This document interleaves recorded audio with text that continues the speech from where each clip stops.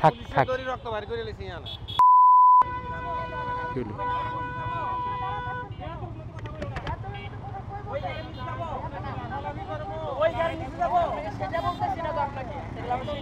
কিসে ভাই কি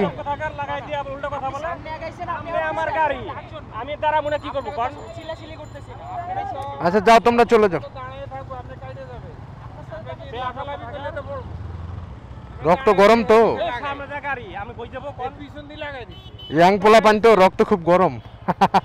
ঠিক আছে থাক থাক থাক কি দরকার মারামারি কখনো মঙ্গল হয় থাক থাক কিছু মনে করেন না জান ধন্যবাদ এই বয়সটা আসলে অনেক রিস্কি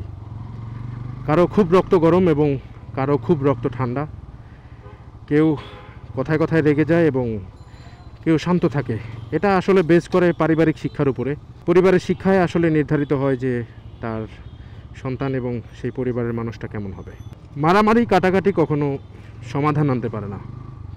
আপনি যখন উত্তেজিত হয়ে মারামারি করবেন সেটা আপনাকে বরং ভেজালের আরও গভীরে নিয়ে যাবে অর্থাৎ মারামারি করবেন না যে কোনো পরিস্থিতি যে কোনো সিচুয়েশনকে ঠান্ডা মাথায় হ্যান্ডেল করাটাই আসলে বুদ্ধিমানের কাজ আপনি একজনের গায়ে হাত তুললেন সে নিশ্চয়ই বসে থাকবে না সেও চেষ্টা করবে আপনার গায়ে হাত তুলতে